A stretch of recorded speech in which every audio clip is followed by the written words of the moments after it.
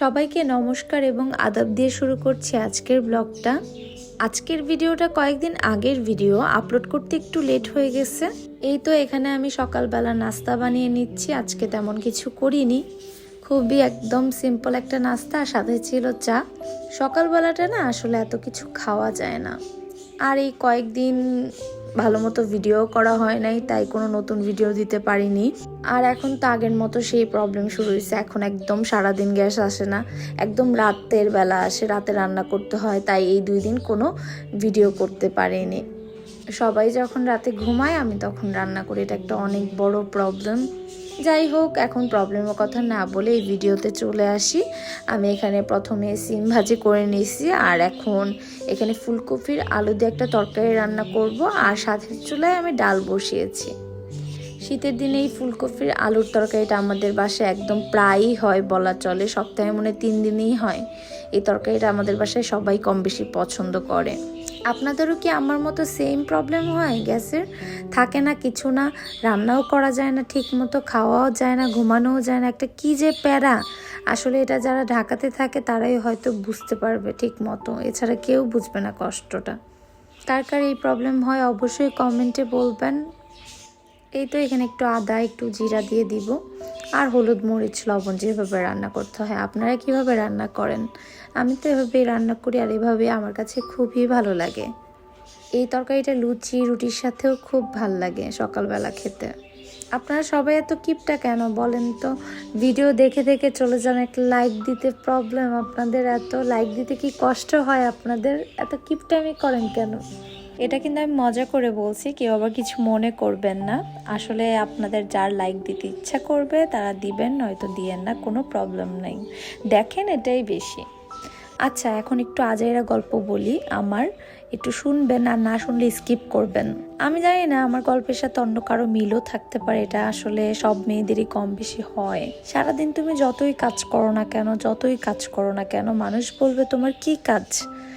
কিছুই থাকে না। অনেকেই ভাবে যে আমার কোনো কাজই নাই, সারাক্ষণ ভিডিও বানাই, টিকটক করি, এই যে আপলোড করি ভিডিও, তাতে মানুষ ভাবে যে হয়তো আর কোনো কাজ নাই, শুধু রান্নাবান্নাই। কিন্তু আসলে একটা মেয়ের ঘরে যে কি কি কাজ থাকে শুধু ওই মেয়েটাই জানবে। আসলে যার ঘরে যা থাকে সে ছাড়া এটা কেউ কখনো বুঝবে না। আর ভিডিও বানাইলেই যে কারো কাজ থাকবে না, এটাই তার কাজ, এটা কিন্তু ধরার কোনো কথা না, তাই না? এই 5 মিনিট, এই 7 মিনিট ভিডিওতে কাউকে জাজ করা ঠিক না যে সে কি করে না করে।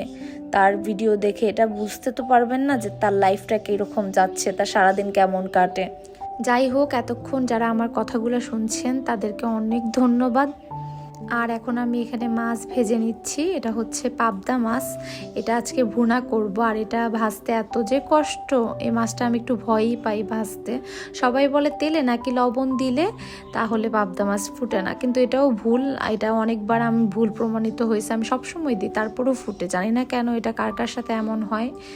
পাবদা মাছ ভুনাতে কিন্তু আমি এত কিছু দিই না, পেঁয়াজ দিই, আর পেঁয়াজ একটু ঘষে তারপর দিই, সাথে একটু লবণ, হলুদ মরিচের গুঁড়া, আর ধনে পাতা থাকলে ধনে পাতা, টমেটো থাকলে টমেটো, সেটাতেই কিন্তু খুবই মজা লাগে। অন্য কোনো মশলা দেওয়ার প্রয়োজন নাই। জানি না আপনারা কিভাবে রান্না করেন, কিন্তু আমি এভাবেই রান্না করি। পাশের চুলায় ওই যে আমি করলা ভাজি নিয়ে নিছি, আর এই চুলায় এখন মাছ রান্না করছি। বিকালে বসাইছিলাম রান্না, আর এখনও রান্নাই করতে হচ্ছে।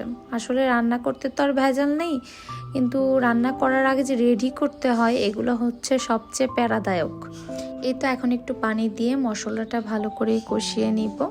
তারপর ফ্রোজেন কিছু ধনেপাতা ছিল, ওইগুলাই দিয়ে দিলাম আগে আগে, আর যদি একদম টাটকা থাকে সেগুলো পরে দিলেও সমস্যা নেই। আর এখানে করলা ভাজিটা হয়ে গেছে। এবার আমি ভাজা মাছগুলো দিয়ে দিব, আর তার সাথে একটু পানি দিয়ে দিব। পানি বেশি দেওয়ার দরকার নেই, যেহেতু ভুনা হবে, আর সাথে কয়েকটা কাঁচামরিচ। এই তো আমার রান্নাটা প্রায় শেষ। আর এবার রান্না করব শিম দিয়ে লইটা শুটকি।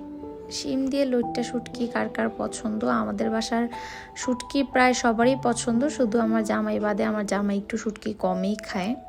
এই শীতের মধ্যে শুটকি দিয়ে আর শিম দিয়ে খেতে অনেক মজা। শীতের সবগুলাই সবজি আমার খুবই পছন্দ। আপনারা এইভাবে শুটকি রান্না করে কি খেয়েছেন? না খেলে অবশ্যই খাবেন একদিন রান্না করে, খুবই মজা লাগে। এই শুটকি রান্না করতে তেমন কোনো ভেজালও নেই, পেঁয়াজ, রসুন, লবণ, হলুদ, মরিচের গুঁড়া আর শুটকি লাগে। আর শিম থাকলে শিম, যে কোনো ধরনের সবজি দিতে পারেন। সাথে একটু শুটকিটা রান্না করাও যে ইজি, খাইতেও তেমন মজা লাগে। যাই হোক, এখানে আমি একটু পানি দিয়ে দিব, আর কোনো পানি দিব না। পানি দিয়ে একদম লাড়াচাড়া দিয়ে তারপর ঢেকে দিব। আজকের মতো আমার রান্না শেষ, আর এখন চুলা মুছে নিচ্ছি, তারপর ভাত রান্না করব। আর এর মধ্যে শুটকিও শেষ রান্না করা। আজকের ভিডিওটা এই পর্যন্তই। সবাই ভালো থাকবেন, সুস্থ থাকবেন, টাটা।